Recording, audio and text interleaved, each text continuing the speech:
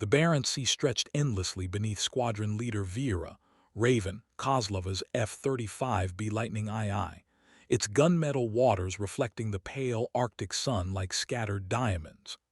At 32,000 feet, the silence inside her cockpit was absolute, broken only by the steady rhythm of her breathing and the soft hum of electronic systems.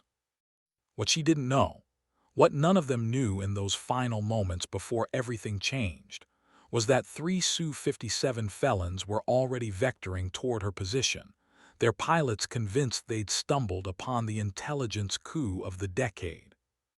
The mystery began 17 minutes earlier, when Senior Lieutenant Dmitry Volkov first spotted the anomalous radar signature on his scope.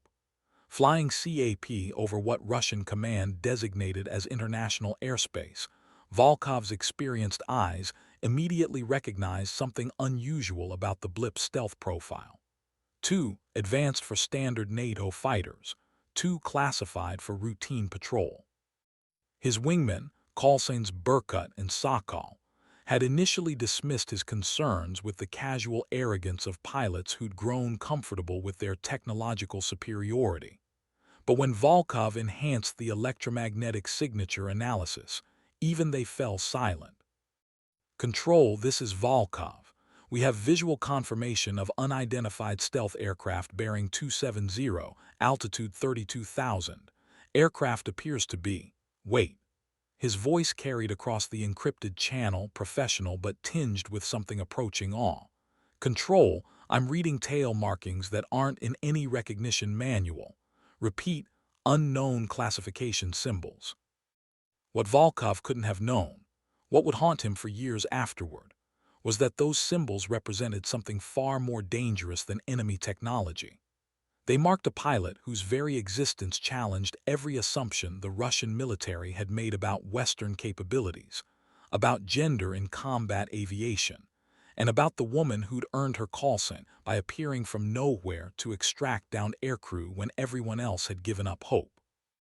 Vera adjusted her throttle imperceptibly, unaware that death was approaching at Mach 1.8.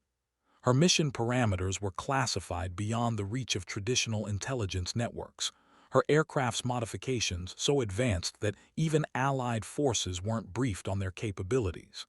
She was, in every sense that mattered, a ghost, until three Su-57s decided to make her very real indeed.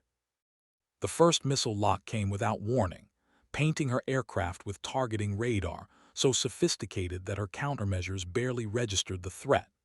In the seconds that followed, as Vera's training kicked in and her hands moved with practiced precision across her controls, she had no way of knowing that her survival would depend not on her aircraft's stealth capabilities, but on a single Russian pilot's decision to look more carefully at markings that shouldn't have existed. Major Konstantin Petrov had been flying combat missions for 12 years, long enough to trust his instincts when something felt wrong. As Volkov's flight leader, he'd authorized the intercept based on standard protocols, but something about this particular encounter troubled him. The target aircraft wasn't behaving like a spy plane or reconnaissance platform. Its flight path suggested routine patrol, not intelligence gathering. More disturbing still, the pilot's radio discipline was flawless, professional in a way that spoke of extensive training, not rogue operation. "Berkut, maintain lock but hold fire," Petrov transmitted, his voice cutting through the tactical frequency with unmistakable authority. "Something's not adding up here." Lieutenant Pavel Berkut, Morozov's response crackled with frustrated aggression. At 26, he represented the new generation of Russian aviators, technically proficient but lacking the nuanced judgment that came from flying during periods when mistakes meant international incidents rather than personal glory. "Sir, we have clear hostile intent. Unknown aircraft in restricted airspace with classified markings. Rules of engagement are." "I know the rules, Lieutenant." Petrov's tone carried the weight of rank and experience. "But those markings, run another analysis, full spectrum." What happened next would reshape how three air forces understood the delicate balance between aggression and restraint in modern aerial warfare. As Vera began her first evasive maneuvers, her F-35B's sensor suite detected multiple radar locks but couldn't identify the specific threat profile. Her electronic warfare systems, among the most advanced in the world, painted a picture of Su-57s in attack formation, aircraft she'd studied extensively but never faced in actual combat. Control Lightning 77. I've got multiple bandits bearing 090, range 12 miles and closing fast. Request immediate assistance. The voice that responded belonged to someone she'd never met but whose call sign had become legend among NATO Special Operations aircrew. Lightning 77, this is Ghost Rider Control. We show your position. Maintain heading 270, descend to Angels 20. Help is en route. But help was 20 minutes away, and the Su-57s were already within missile range. As Vera pushed her Lightning II into a diving turn that stressed both aircraft and pilot to their limits, she found herself wondering not whether she would survive, but whether anyone would ever learn how she died. The irony wasn't lost on her. A pilot whose career had been defined by impossible rescues might herself disappear without a trace. Petrov watched the unknown aircraft's maneuvers with growing admiration and deepening concern. Whoever was flying that F-35B possessed skills that bordered on artistry, turning the bulky stealth fighter through defensive patterns that should have been impossible given its design limitations. More troubling still, the pilot's tactical choices suggested intimate familiarity with Su-57 capabilities, knowledge that implied either extensive intelligence briefings or actual combat experience against Russian aircraft. "Sokol, you getting this?" Petrov transmitted to his third wingman, Captain Alexei Sokol Kuznetsov. Kuznetsov's response carried a note of professional respect that surprised everyone on the channel. "Sir, that's not standard NATO flying. That's someone who's been in the shit before. Real shit." The electronic warfare battle that followed would be analyzed in classified facilities across 3 continents. Vera's F-35B carried countermeasures, so advanced that they bordered on science fiction, while the Su-57 possessed targeting systems designed to defeat exactly those kinds of defensive measures. For 7 minutes, the sky above the Barents Sea became a laboratory for the future of air-to-air combat, with each side probing the other's capabilities without quite committing to lethal force. It was Volkov who first noticed the anomaly in the F-35B's electromagnetic signature, a subtle variation in the radar return that suggested modifications far beyond standard production models. "Major, I'm reading additional equipment packages that aren't in any technical manual. This aircraft has been extensively modified." Petrov's blood ran cold. Modified aircraft meant special operations. Special operations meant political implications that could escalate far beyond a routine intercept. All flights, weapons tight. Repeat, weapons tight until further notice.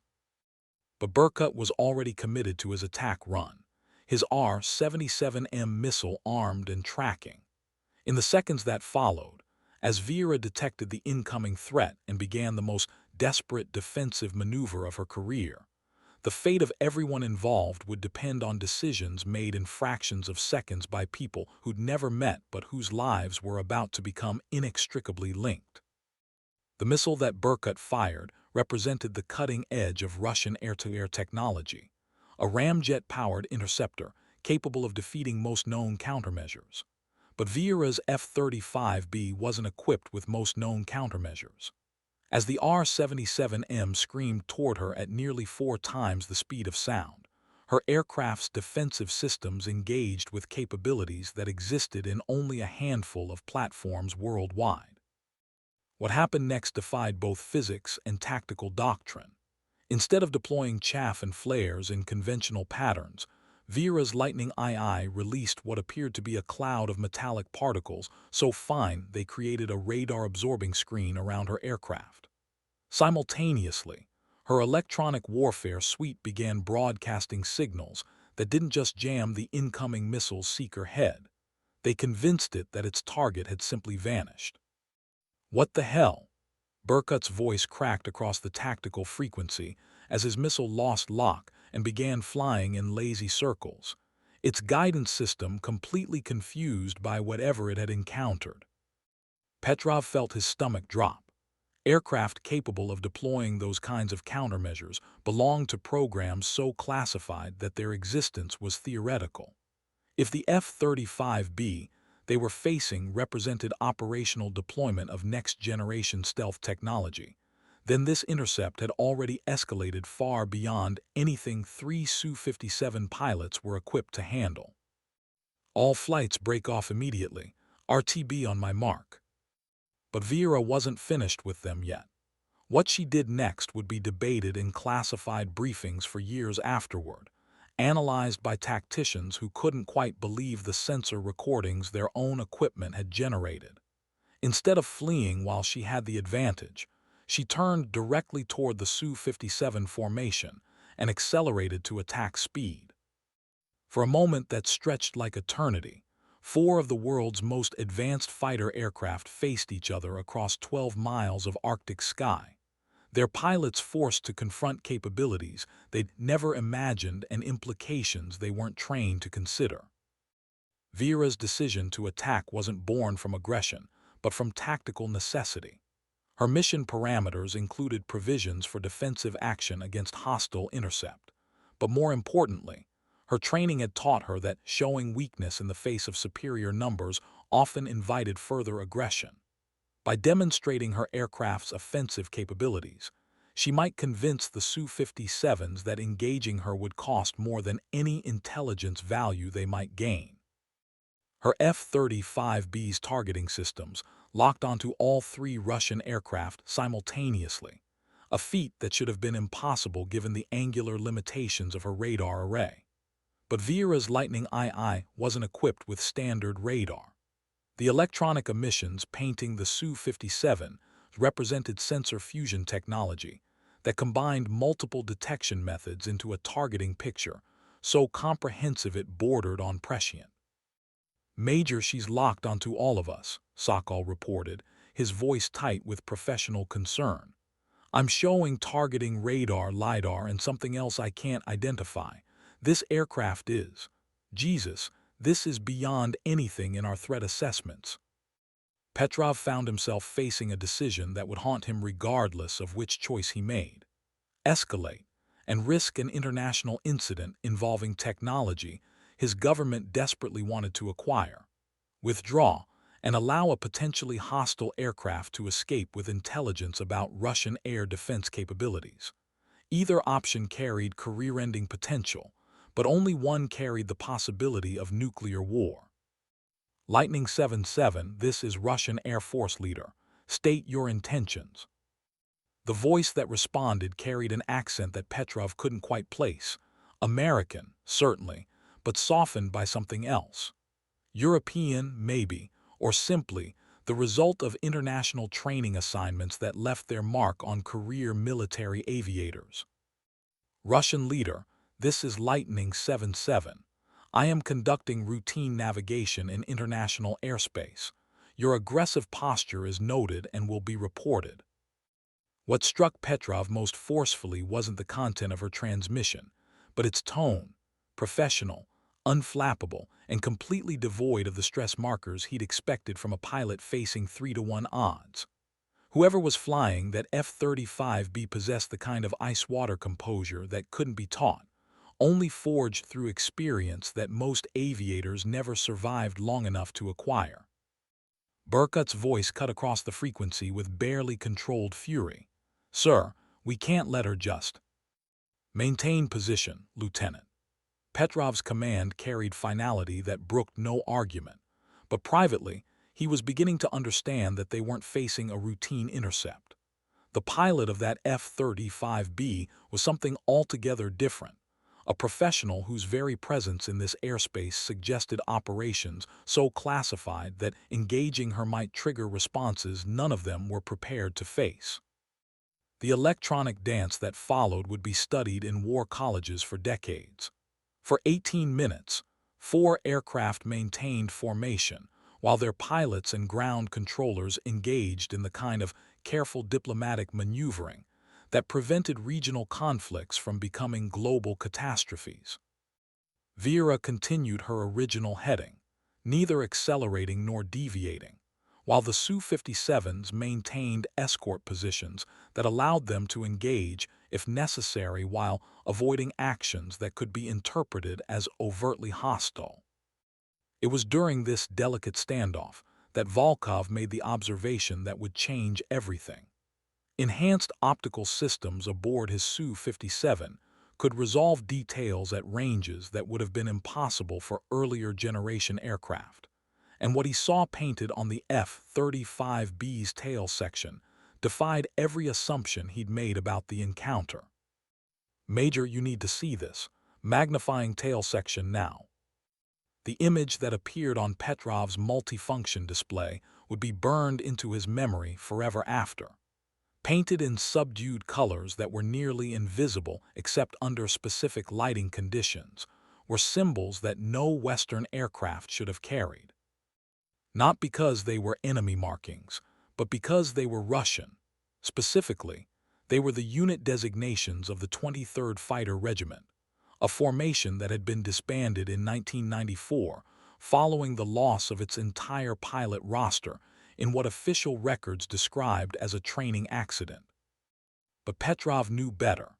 He'd grown up hearing stories about the 23rd, about pilots whose skills were so exceptional that they'd been recruited for missions that officially never happened.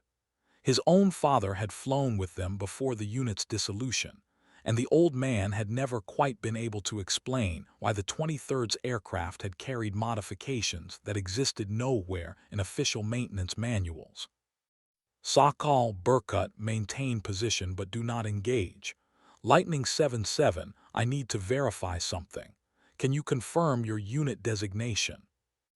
The silence that followed stretched for nearly 30 seconds, an eternity in tactical aviation, where decisions were measured in fractions of heartbeats.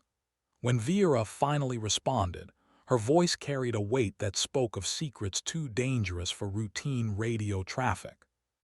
"Russian leader, I cannot provide that information on this frequency, but I believe you already know why." Petrov's hands moved to his communications panel with the kind of deliberate precision that marked career-defining moments. What he transmitted next would either end his military service or elevate him to positions he'd never imagined possible. The coded frequency he selected was restricted to operations so classified that acknowledging its existence was itself a security violation. Lightning 7-7 switched to Tango 779er. Authentication follows. The authentication code that followed belonged to programs that most military personnel believed were fictional, the kind of deep black operations that existed in the spaces between official government policy and strategic necessity. When Vera responded with the correct countersign, Petrov felt his understanding of the world shift in ways he couldn't quite articulate. What followed was a conversation conducted in codes and euphemisms that would have been meaningless to anyone without clearance levels that existed in only a handful of personnel files. But to those who understood, the implications were staggering. The pilot of that F-35B wasn't just familiar with Russian aviation technology. She'd been trained on it by instructors who understood capabilities that existed nowhere in public documentation. "Confirm. Are you still operational?" Petrov transmitted, using terminology that hadn't appeared in official manuals for over 2 decades. "Affirmative. Status unchanged since last contact." The phrase "last contact" carried significance that made Petrov's blood run cold. Official records indicated that the last confirmed communication with 23rd Fighter Regiment assets had occurred in November 1994, during what was supposed to have been a routine training exercise over the Baltic Sea. But unofficial records, the kind maintained in files that required special access clearances, suggested something altogether different.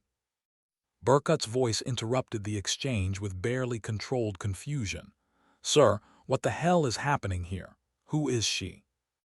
It was a question that Petrov couldn't answer, not because he lacked the information, but because the answer would shatter assumptions that 3 decades of post-Cold War aviation policy had been built upon. The pilot they were facing wasn't just a highly trained Western aviator. She was living proof that some operations had never ended, that some programs had continued in the shadows long after their official termination. Lightning 77, can you confirm your primary designation? Raven, authentication Tango 779er confirmed for operational continuity. The call sign hit Petrov like a physical blow. Raven wasn't just any pilot designation. It was the call sign of Captain Vera Kozlova, officially listed as killed in action during the 23rd Fighter Regiment's final mission.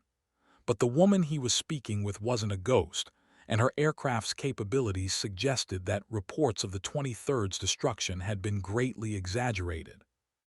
What happened next would reshape the intelligence assessments of 3 military organizations and force policymakers to confront the possibility that the Cold War had never truly ended.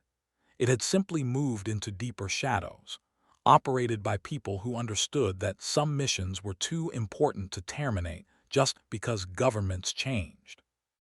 All flights weapons safe. Escort protocols are now in effect. Petrov's transmission carried the weight of decisions that transcended routine military procedure. Lightning 77, you are clear to continue mission profile. Safe skis. But as the 4 aircraft separated, each returning to their designated patrol areas, none of the pilots involved could have anticipated how their encounter would reverberate through intelligence networks on both sides of what had once been called the Iron Curtain.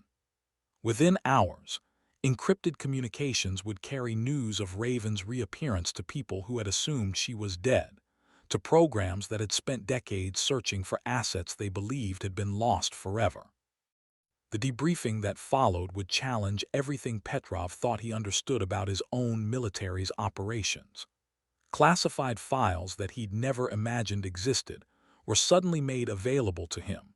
Documents that revealed a complex web of joint operations that had continued long after official relations between Russia and NATO had frozen into mutual hostility. According to records that bore classification levels he'd never encountered, Captain Vera, Raven, Kozlova had been recruited in 1993 for operations that officially never happened. Her training had included extensive work with both Western and Russian aviation systems, preparing her for missions that required capabilities no single nation could provide. When the 23rd Fighter Regiment was officially disbanded, following budget cuts and political reorganization, several of its most capable assets had simply vanished from official records. But they hadn't vanished from operational necessity. The programs that had created them were too valuable to terminate, too strategically important to abandon.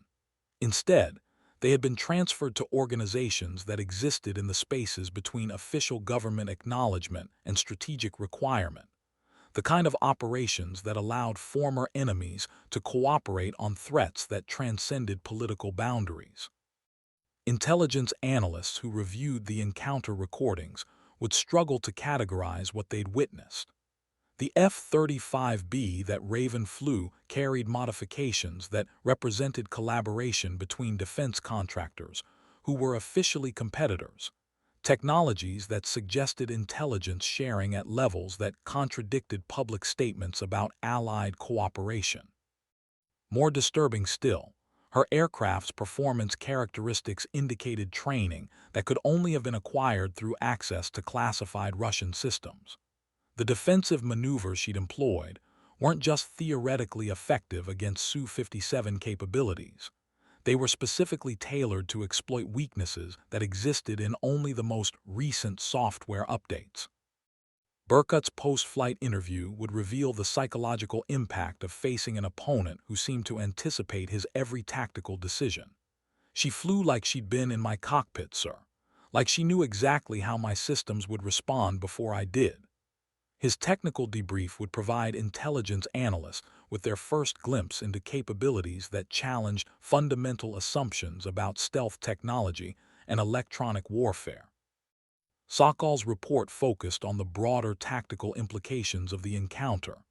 If they have more assets like her, sir, our entire air defense strategy needs to be reconsidered. She wasn't just flying an advanced aircraft. She was integrating systems in ways that our threat assessments hadn't anticipated. But it was Volkov's observation that would prove most significant in the long term. The way she communicated, sir, it wasn't like engaging a hostile pilot. It was like she was checking on family she hadn't seen in years.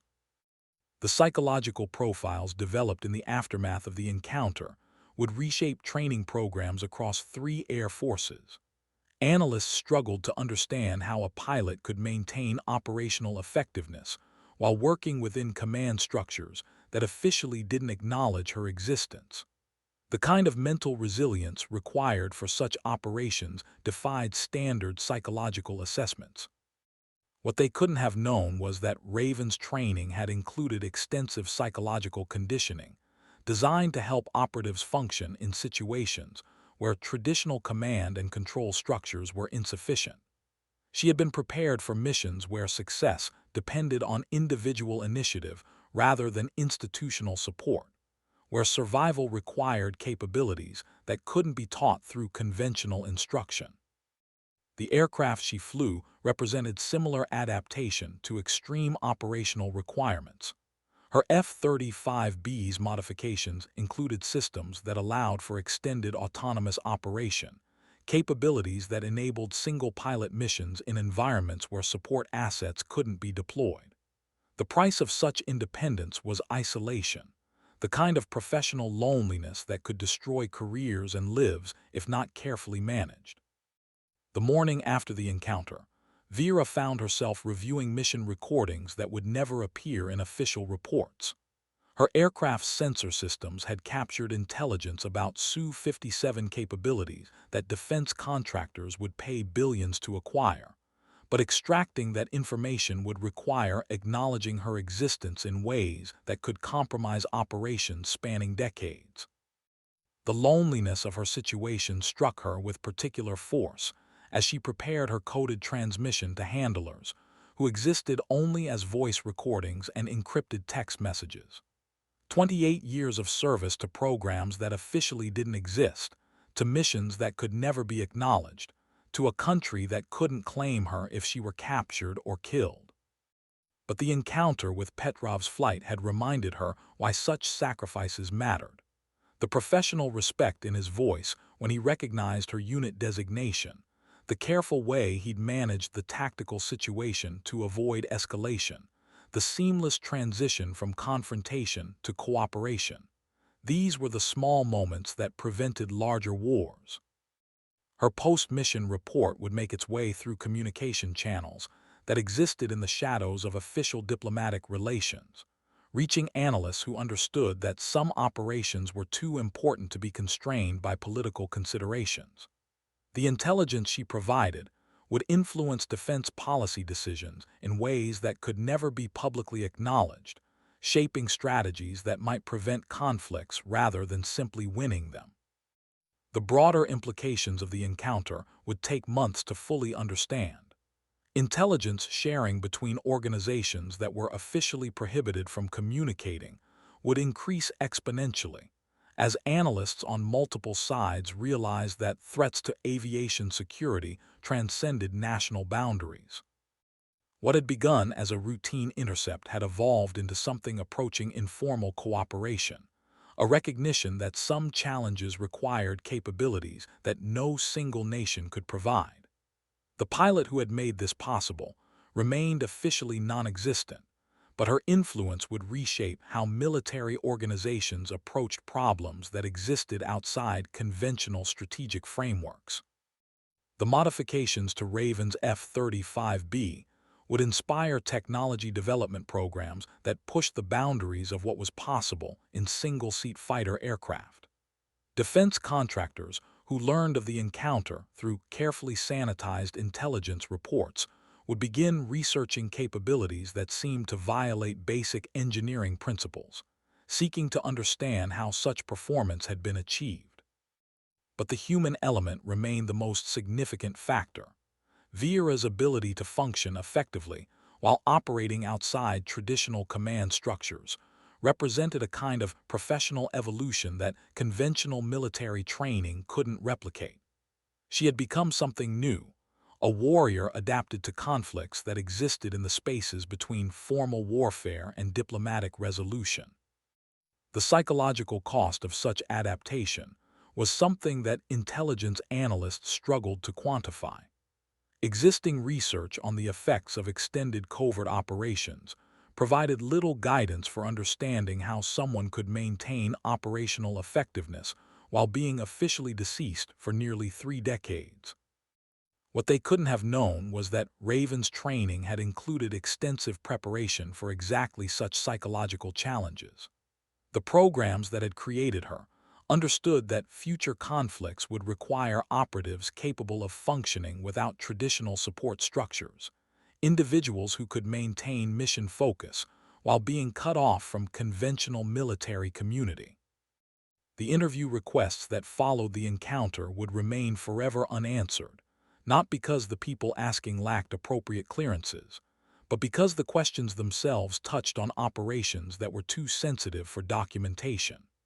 Raven's story would remain locked in classified files that few would ever access, her achievements hidden behind security classifications that protected methods rather than just information.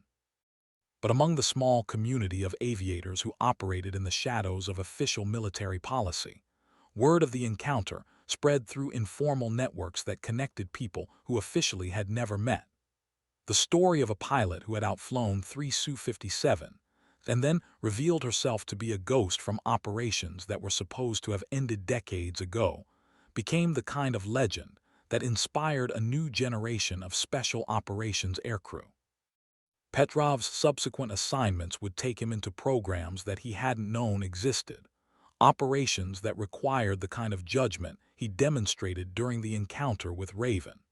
His ability to manage a potentially catastrophic situation through professional instinct rather than rigid adherence to protocol had marked him as someone suitable for missions that existed outside conventional military structure. The files that were made available to him revealed the true scope of operations that had continued in the shadows of official relations between former adversaries. Programs that had been initiated during the final years of the Cold War had evolved into something unprecedented: cooperation between military organizations that were officially enemies, united by threats that transcended political boundaries. What he learned would challenge every assumption he'd made about his own career and his nation's military policies.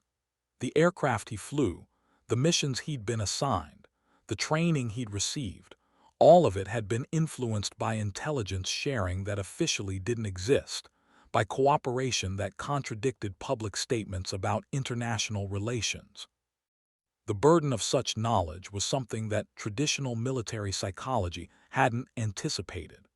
Petrov found himself struggling with the cognitive dissonance of serving a nation while participating in operations that seemed to transcend national identity. The loyalty structures that had guided his career became inadequate for navigating moral complexities that existed outside conventional military ethics. Support systems that helped operatives manage such psychological challenges had been developed through decades of experience with personnel who operated in similar gray areas. But accessing such support required acknowledging participation in programs that were themselves classified beyond the reach of conventional military mental health services. The encounter with Raven had forced Petrov to confront the possibility that his understanding of service and duty was far more complex than his training had prepared him for. The woman he'd faced across 12 miles of Arctic sky represented dedication to principles that transcended national boundaries, loyalty to missions that couldn't be publicly acknowledged. Her influence on his subsequent career would be profound but largely invisible. The judgment calls he would make, the strategic assessments he would provide, the leadership he would demonstrate, all of it would be shaped by his understanding that some operations required capabilities that existed outside conventional military structure. 24 hours after the encounter, encrypted communications networks carried news of Raven's reappearance to people who had spent decades wondering what had happened to one of the most capable pilots ever recruited for operations that officially never existed. The confirmation that she remained operational would influence strategic planning in ways that couldn't be publicly documented. But for the personnel who had trained her, who had sent her on missions from which they weren't certain she would return, the news carried emotional weight that transcended strategic considerations. Professional relationships forged in the crucible of operations that existed outside normal military experience created bonds that survived official termination of the programs that had created them. The handlers who received her post-mission report would struggle with their own complex feelings about assets they had deployed without traditional command and control structures. The success of such operations depended on individuals who could function independently while maintaining loyalty to principles that couldn't be explicitly articulated. Managing personnel who operated under such conditions required leadership skills that weren't taught in conventional military academies. The psychological resilience necessary for extended autonomous operations had to be carefully cultivated and constantly maintained through support systems that existed in the margins of official military organization. The intelligence community's response to confirmation of Raven's continued operational status would reshape assessment procedures for programs that had been assumed terminated. Assets that had been written off as losses would be reclassified as potentially recoverable, leading to resource allocations for operations that hadn't been considered feasible. But the human cost of such operations remained difficult to quantify. Personnel who had been operating without official acknowledgement for decades carried psychological burdens that conventional military mental health systems weren't equipped to address. Their service to strategic objectives that couldn't be publicly recognized created forms of professional isolation that challenged existing understanding of military community. The modifications to Raven's aircraft represented similar adaptation to extreme operational requirements. Systems designed for extended autonomous operation in denied environments pushed engineering capabilities beyond what was considered practical for single-pilot platforms. The integration of technologies from multiple nations created performance characteristics that challenged fundamental assumptions about aircraft design. Defense contractors who learned of these modifications through carefully sanitized intelligence reports would begin research programs aimed at replicating capabilities that seemed to violate basic principles of stealth technology and electronic warfare. The solutions they developed would influence the next generation of military aircraft in ways that could never be publicly acknowledged. But the human element remained the critical factor in such operations. Technology could provide capabilities that extended operational range and survivability, but success ultimately depended on individuals who could make sound tactical decisions while operating without traditional support structures. The training programs that had produced pilots like Raven represented a kind of educational evolution that conventional military academies couldn't replicate. Selection criteria that identified candidates capable of extended autonomous operation had been developed through decades of experience with personnel who operated in environments that challenged traditional military psychology. Psychological preparation for such operations included conditioning that helped individuals maintain mission focus while being cut off from conventional military community. The mental resilience required for such isolation had to be carefully developed and constantly maintained through support systems that existed outside normal military organization. The encounter between Raven and Petrov's flight would become a case study in how individual judgment could prevent strategic miscalculations that might otherwise escalate into larger conflicts. Their ability to navigate a potentially catastrophic situation through professional intuition rather than rigid adherence to protocol demonstrated the importance of human factors in modern military operations. Intelligence analysts who studied the encounter would struggle to develop training programs that could replicate the judgment both pilots had demonstrated. The decisions they made transcended technical proficiency or tactical knowledge, representing a kind of professional wisdom that could only be developed through experience with operations that existed outside conventional military structure. The broader implications of such operations challenged fundamental assumptions about how military organizations should adapt to strategic environments that were increasingly complex and unpredictable.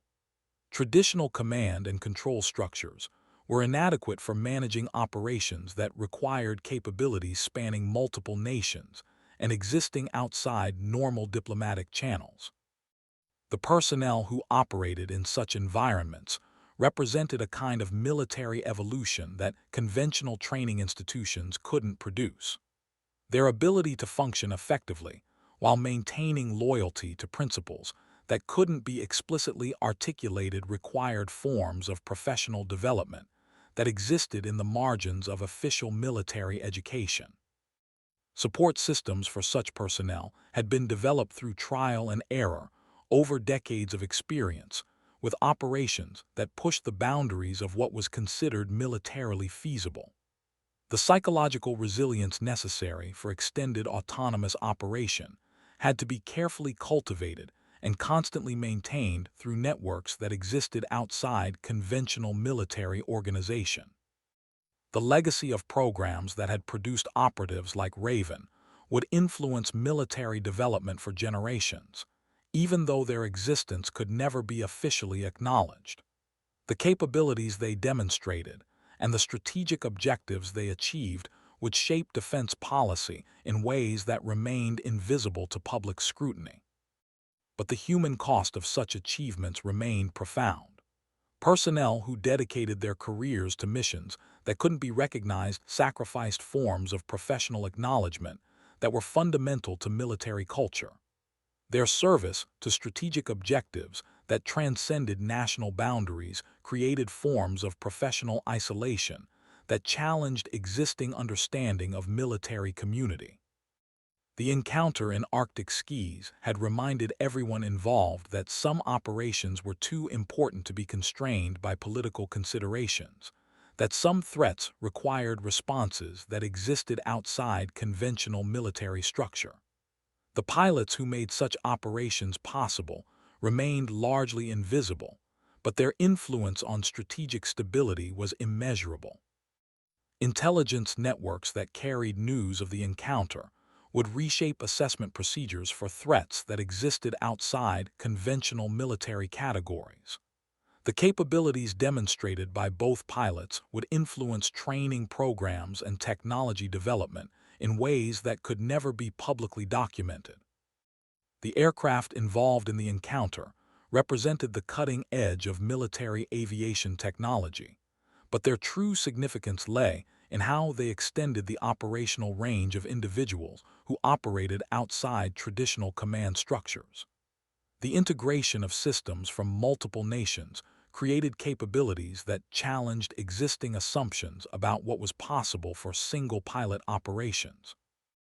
Defense contractors who learned of these capabilities through intelligence reports would begin research programs aimed at understanding how such performance had been achieved. The technologies they developed would influence the next generation of military aircraft while remaining officially unacknowledged. But the encounter's most significant legacy would be its demonstration that cooperation between former adversaries was not only possible but strategically necessary. The professional respect demonstrated by pilots who were officially enemies revealed possibilities for collaboration that transcended political boundaries. The personnel who made such cooperation possible operated in the shadows of official diplomacy. their achievements hidden behind security classifications that protected methods as much as information. Their dedication to missions that couldn't be acknowledged represented a form of service that challenged traditional understanding of military loyalty and professional duty.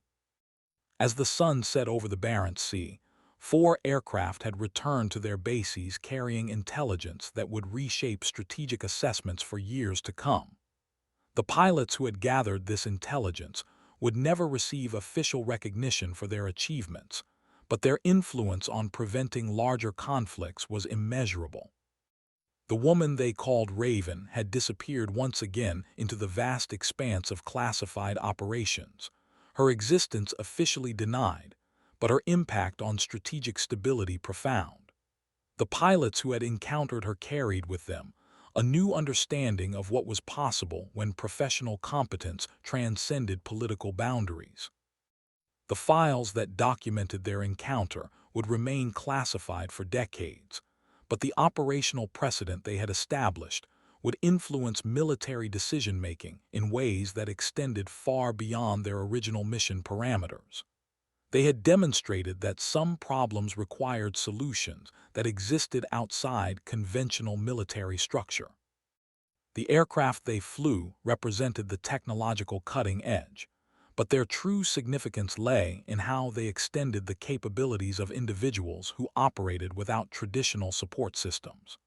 The integration of technologies that officially weren't supposed to exist created performance characteristics that would influence aircraft design for generations. The intelligence gathered during their encounter would make its way through communication channels that existed in the shadows of official relations, reaching analysts who understood that some information was too valuable to be constrained by political considerations. The strategic insights they provided would prevent conflicts that might otherwise have escalated beyond anyone's ability to control. But perhaps most significantly, their encounter had reminded everyone involved that military service sometimes required sacrifices that went beyond conventional understanding of duty and loyalty. The personnel who operated in such gray areas served objectives that transcended national boundaries, their dedication to preventing larger conflicts a form of patriotism that could never be publicly acknowledged. The legacy of their brief meeting in Arctic skis would influence strategic thinking for decades, even though the encounter itself would remain hidden in classified files that few would ever access. They had demonstrated possibilities for cooperation that challenged fundamental assumptions about international relations and military organization. The pilots who had made such cooperation possible would return to operations that officially didn't exist, their achievements hidden behind security classifications that protected capabilities as much as methods. Their service to objectives that couldn't be acknowledged represented the highest form of military professionalism. As intelligence analysts compiled their reports on the encounter, they struggled to categorize what they had witnessed. The capabilities demonstrated by all 4 pilots challenged existing threat assessments and training programs, revealing gaps in understanding that would require years to address. The technologies involved in the encounter represented collaborative development programs that contradicted official statements about international cooperation. The performance characteristics they enabled suggested intelligence sharing at levels that were officially prohibited, creating strategic capabilities that no single nation could have developed independently. The human element remained the most significant factor in such operations. The judgment demonstrated by pilots who could navigate potentially catastrophic situations through professional intuition, rather than rigid adherence to protocol, represented capabilities that couldn't be replicated through conventional training programs. The psychological preparation necessary for operations that existed outside traditional military structure required forms of conditioning that pushed the boundaries of what was considered ethically acceptable. Personnel who could function effectively, while being officially non-existent, carried burdens that challenged conventional understanding of military mental health. Support systems for such personnel had been developed through decades of experience, with operations that pushed the limits of human psychological resilience. The networks that maintained operational effectiveness among assets who existed outside traditional command structures represented innovations in military organization that couldn't be officially documented. The encounter had demonstrated that some strategic objectives required capabilities that transcended national boundaries and existed outside conventional diplomatic channels. The personnel who made such objectives achievable operated in professional isolation that challenged traditional military community structures, their achievements measured by conflicts that never happened rather than victories that could be celebrated. 3 weeks after the encounter, Vera found herself in a safe house in northern Finland, reviewing intelligence reports that would never appear in official databases. The modified laptop before her displayed assessments from sources she had never met but whose analytical capabilities she had learned to trust over nearly 3 decades of classified operations. The Su-57 encounter had generated reverberations through intelligence networks spanning continents, creating opportunities for cooperation that hadn't existed since the Cold War's official end. The most significant development was an encrypted communication from someone identified only as Architect, a designation that appeared in files dating back to the original formation of programs that officially never existed. The message contained coordinates for a meeting that would take place in international waters, aboard a vessel that belonged to no nation's official registry, but carried the kind of sophisticated communications equipment that suggested government-level funding. Raven, your recent visibility has created opportunities we hadn't anticipated. Recommend immediate consultation regarding strategic realignment. Your expertise in cross-platform integration makes you uniquely qualified for operations we're developing. Authentication follows. The authentication code that followed belonged to programs so classified that acknowledging their existence required clearances that fewer than 50 people worldwide possessed. What Vera couldn't have known was that similar messages were being transmitted to personnel across 3 continents, individuals whose official records indicated death, retirement, or assignment to routine duties that bore no resemblance to their actual capabilities. The encounter with Petrov's flight had served as a catalyst for reconstituting networks that had been dormant for years, awakening assets that had been maintained in operational readiness, despite official termination of the programs that had created them. The psychological impact of such reactivation was something that conventional military mental health systems weren't equipped to address. Personnel who had spent years operating in professional isolation suddenly found themselves reconnecting with communities they had assumed were lost forever. The relief of such reconnection was offset by uncertainty about operations that might require sacrifices even greater than those they had already made. Vera's response to the architect's summons would reshape strategic operations across multiple theaters, but her decision to accept carried personal costs that she was only beginning to understand. 28 years of existing officially as deceased had created a form of professional loneliness that reunion with operational networks couldn't entirely heal. The price of such dedication was measured in relationships that couldn't be formed and communities that couldn't be joined. The vessel where the meeting would take place represented maritime engineering that pushed the boundaries of what was possible for platforms that needed to remain invisible to satellite surveillance. Its hull incorporated stealth technologies that had been developed through cooperation between organizations that were officially competitors, creating capabilities that no single nation could have achieved independently. But the true significance of the meeting lay not in the technology that made it possible, but in the human connections it would reestablish. Personnel who had operated in isolation for decades would find themselves part of a community whose existence challenged fundamental assumptions about how military organizations adapted to strategic environments that conventional training couldn't address. The intelligence that would be shared during such meetings represented collaborative analysis that transcended national boundaries and official policy restrictions. Threats that existed outside conventional military categories required responses that drew on capabilities spanning multiple nations and existing outside normal diplomatic channels.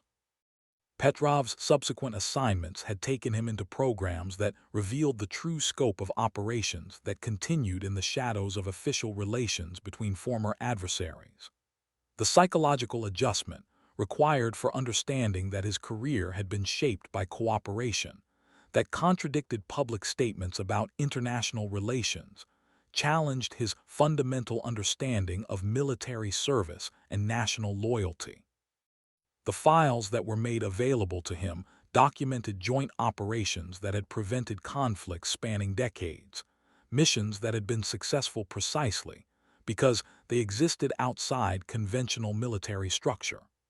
The personnel who had conducted such operations represented a form of military evolution that challenged traditional understanding of duty and professional identity. Support systems for individuals who operated in such gray areas had been developed through trial and error over years of experience with personnel, whose psychological needs couldn't be addressed through conventional military mental health services. The networks that maintained operational effectiveness among assets who existed outside traditional command structures represented innovations in human resource management that couldn't be officially documented. The aircraft that had been involved in the encounter continued to generate intelligence that influenced strategic assessments across multiple organizations. The performance characteristics they had demonstrated challenged existing threat models and training programs, revealing capabilities that required fundamental reassessment of air defense strategies. Defense contractors who learned of these capabilities through intelligence reports began research programs aimed at understanding technologies that seemed to violate basic principles of physics and engineering. The solutions they developed would influence military aviation for generations while remaining officially unacknowledged. But the encounter's most profound impact lay in its demonstration that cooperation between former adversaries was not only possible but strategically necessary. The professional respect demonstrated by pilots who were officially enemies revealed possibilities for collaboration that transcended political boundaries and challenged fundamental assumptions about international relations. The morning after receiving the architect's summons, Vera began preparations for a journey that would take her further into operations that existed outside conventional military structure. The equipment she gathered represented technologies from multiple nations, capabilities that had been integrated through programs that officially didn't exist. Her aircraft's modifications would be further enhanced for operations that pushed the boundaries of what was considered possible for single-pilot platforms. Systems that allowed for extended autonomous operation in denied environments would be upgraded with technologies that existed nowhere in public documentation.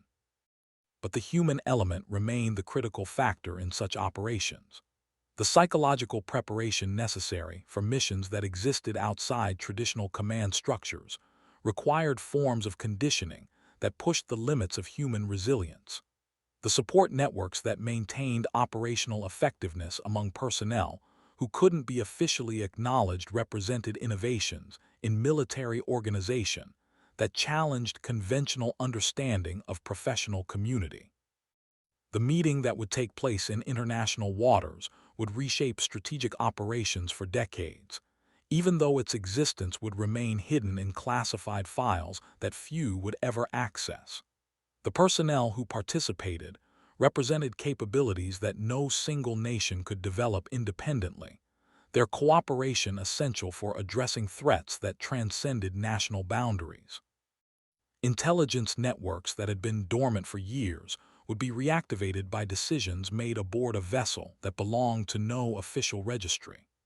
The operations that resulted would prevent conflicts that might otherwise escalate beyond anyone's ability to control, their success measured by catastrophes that never happened rather than victories that could be celebrated.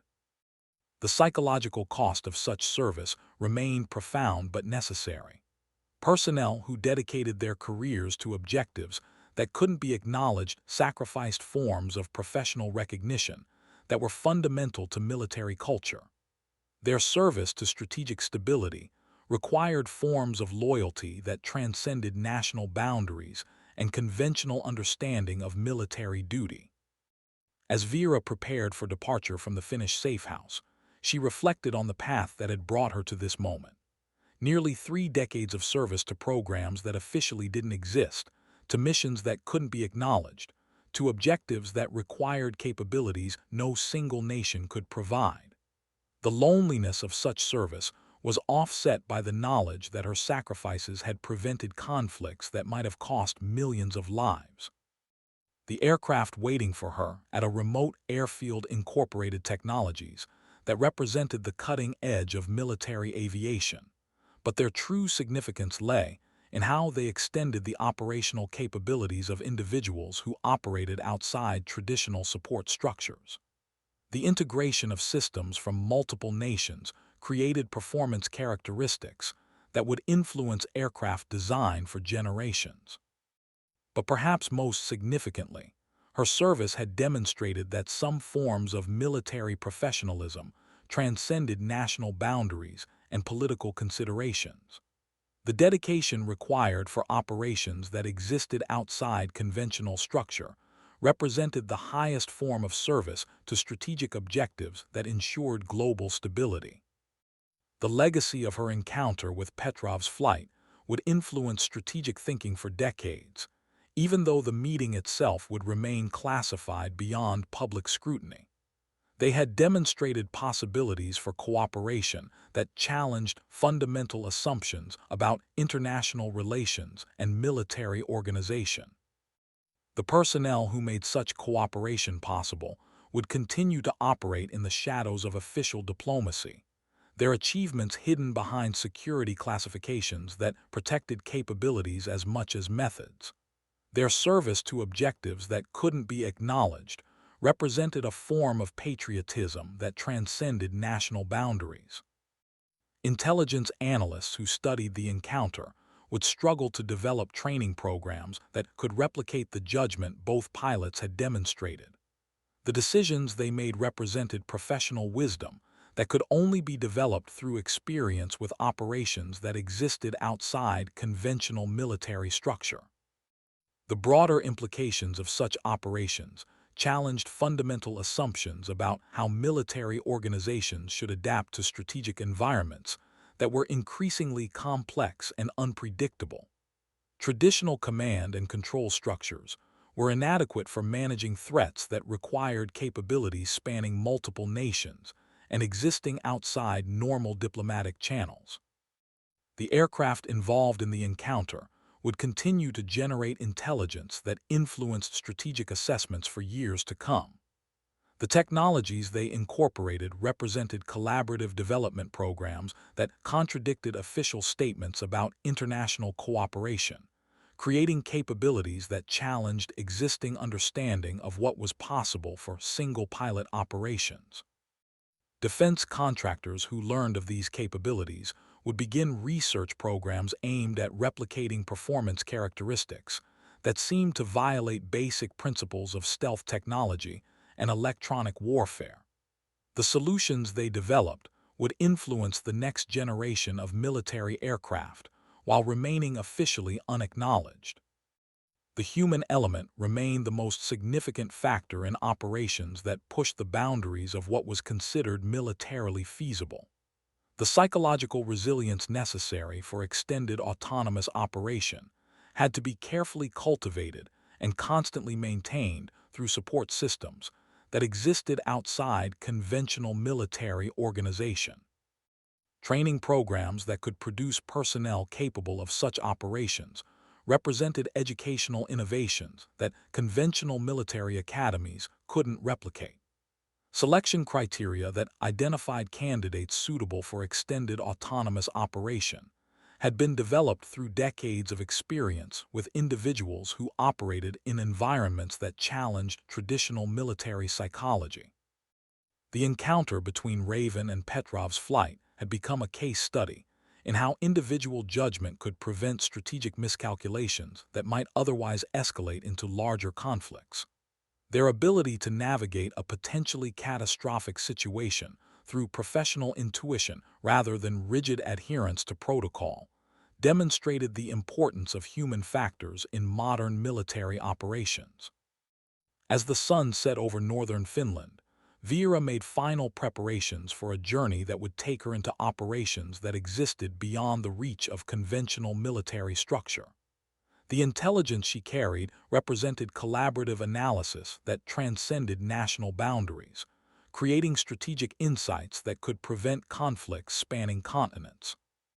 Her aircraft systems had been further modified with technologies that existed nowhere in public documentation, capabilities that pushed the boundaries of what was considered possible for single-pilot platforms.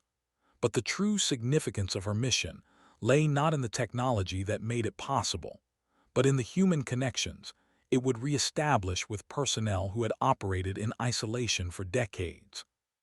The meeting that awaited her would reshape strategic operations for generations, even though its existence would remain hidden in classified files that protected capabilities as much as methods. The decisions made aboard a vessel that belonged to no official registry would influence global stability in ways that could never be publicly acknowledged.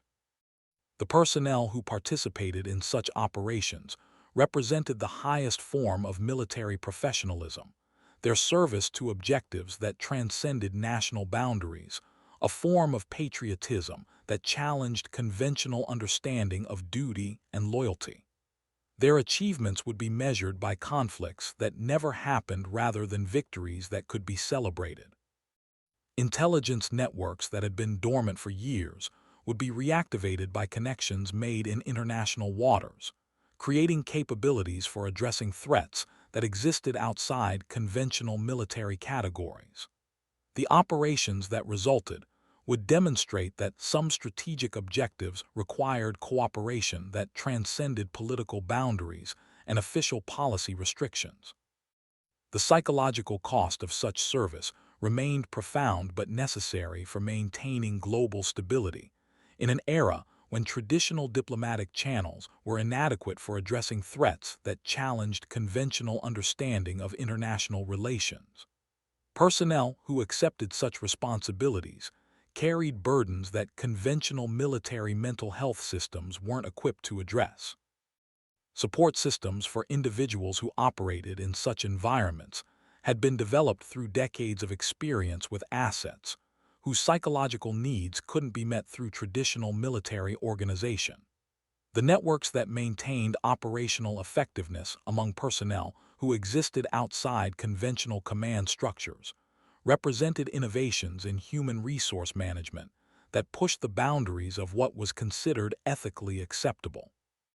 The legacy of operations conducted by personnel like Raven would influence strategic thinking for decades, even though their achievements would remain hidden behind security classifications that protected methods as much as information. Their dedication to preventing larger conflicts represented a form of service that challenged traditional understanding of military community and professional recognition. As intelligence analysts compiled their final reports on the encounter between stealth aircraft over Arctic seas, they struggled to categorize capabilities that challenged existing threat assessments and training programs. The performance characteristics demonstrated by all participants revealed gaps in understanding that would require years to address through conventional military education and technology development. The encounter had demonstrated that future conflicts would require capabilities that existed outside traditional military structure, that some threats could only be addressed through cooperation that transcended national boundaries and political considerations. The personnel who made such cooperation possible operated in professional isolation that challenged conventional understanding of military community. But perhaps most significantly, Their brief meeting in Arctic skis had reminded everyone involved that military service sometimes required sacrifices that went beyond conventional understanding of duty and loyalty. The dedication necessary for preventing larger conflicts represented the highest form of patriotism, even when such service could never be publicly acknowledged or officially recognized.